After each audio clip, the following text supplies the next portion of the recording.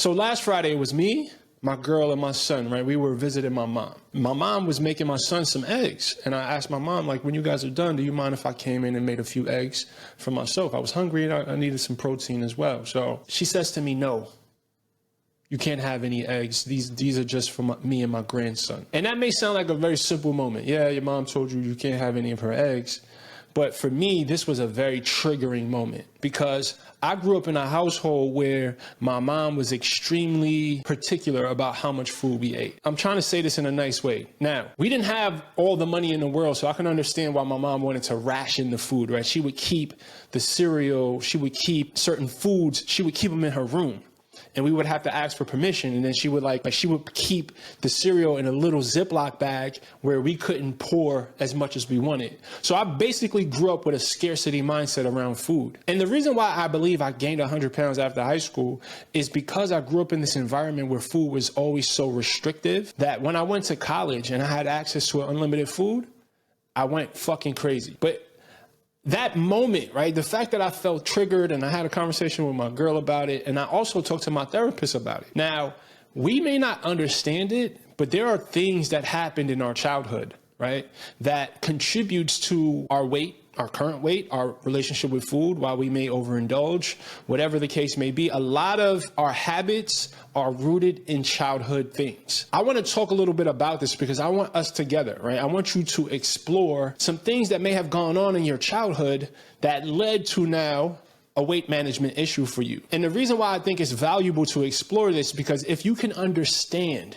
why you struggle with food, if you can understand the areas of your life that you need to address and that you need to heal, that can make the weight loss process 100 times easier when you do it with this understanding. A lot of us, we have this, we experience resistance. We experience like, yo, this shit is so hard. No matter what I do, I can't lose weight. I can't stop eating. And the reason why I think it's important to understand this is because if you can relate this, or if you can identify childhood shit that may be contributing to the complexity of your relationship with food, that may allow you to be more compassionate with yourself. That may allow you to have access to more grace for yourself, because you understand this is not just, oh, I'm lazy or I don't have willpower. This is deeper, right? It's deeper, it's deep rooted. So I want us to really explore that. I have some questions that I want you to ask yourself that will help you kind of jog your memory and start the process of understanding, what's happening beneath the surface. Now, I'm not a therapist. I'm not trying to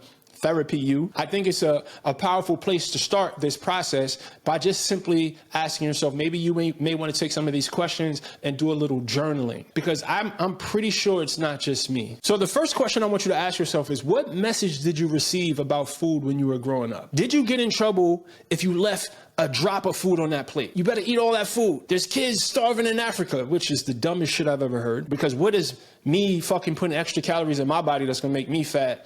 How is that helping the kids in Africa? But that's another conversation. So ask yourself that, like, what was that environment like? Also think about how food was used as a parent, right? When you did something good, were you rewarded with ice cream? When you did something bad, did they punish you by restricting dessert from you? It may sound simple, but little things like that can etch things into our subconscious mind that later in life, it manifests as unhealthy relationships or unhealthy habits around food. So ask yourself that question. Also ask yourself, what emotions were tied to food in your household? Even as a kid, did you turn to food when you were feeling big emotion? When your parents were arguing? Like, I remember when my parents were arguing and they were fighting, I just wanted to tune them out.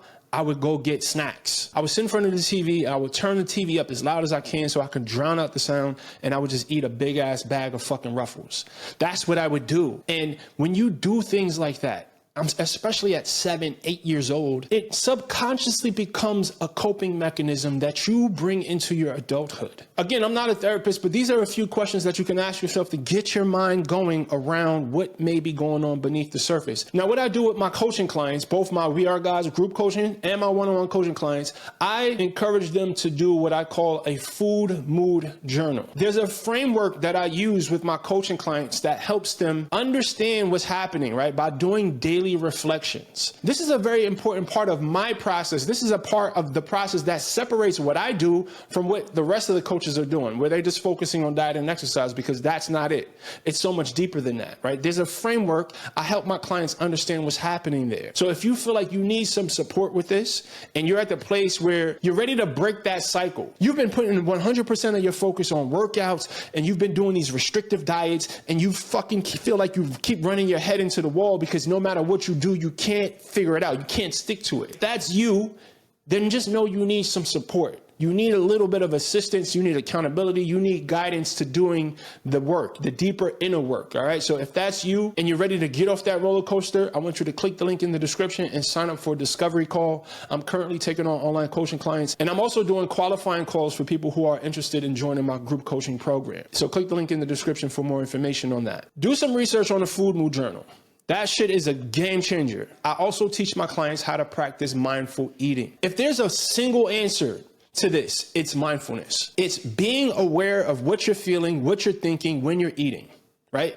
Being present with your food, taking a snapshot of what's going on with you in the moment. If you're hungry, asking yourself, okay, why am I hungry? Am I hungry? Is this real hunger? Is this bodily hunger? Is this mental hunger? Is this emotional hunger? When you eat your food, are you distracting yourself so that you don't even feel your satiety cues? You don't even know when you're satisfied because you're fucking scrolling social media and you're not even paying attention to your body. Mindful eating, mindfulness in general, is one of the most powerful tools in weight management. Do some research on the food mood journal. Do some research on mindful eating. It's a powerful, powerful practice. Also, think about your attitude about foods. Do you villainize certain foods? Do you say, oh, this is a bad food and this is a good food? Now, obviously, there are certain foods you should eat less of than others.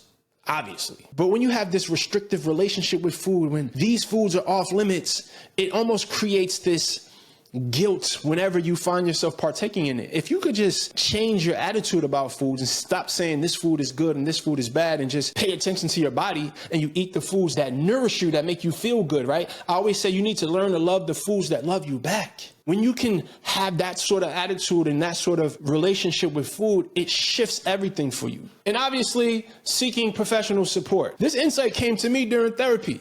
I was working with my therapist and he helped me untangle this wire, right? So you may need to get some therapy. You may need some sort of support group. Don't try to do this by yourself because you don't have to. It's hard. It's hard to do this by yourself. And here's the thing. I want to acknowledge it takes courage to do this kind of work. This shit is very uncomfortable. Nobody wants to look at their childhood. Nobody wants to take ownership of things that may be going on beneath the surface that contributes to our abusive relationship with food. It's hard to look at that shit. So if you're still watching this video and you're even considering doing this deeper inner work, I want to salute you right now. But let me tell you, this is necessary. You have to be willing to go here if you're really going to heal the parts of yourself that will allow you to change your relationship with food, which then will allow you to transform your body. You can't try to muscle your way through this. You can't use willpower and discipline if you're not addressing the underlying issues, right? You got to understand that transformation happens from the inside out. A lot of us, we're trying to address this from the outside in, and it doesn't fucking work that way. It just does not. Be patient with yourself. Self-compassion is one of the most important ingredients in this process. Do the journaling, do the inner work, get some support, hire a coach, go to a therapist, start to understand what's going on. Because again, it's not just about diet and exercise. That's how it manifests, right? The issues manifest as, oh, I can't stop eating sugar, or I can't, X, Y, and Z. But really it's something happening beneath the surface. And when you address what's happening beneath the surface, the external, the surface level behaviors, they change. They change organically, all right? Hopefully that was helpful. If you have any questions, if you have any concerns, if you have any issues that you want me to discuss on the channel, I want you to email me at 4brix@gmail.com, or if it's something quick, leave it in the comment section below. Remember, the body that you want is owned by a higher version of yourself, so evolve. Peace.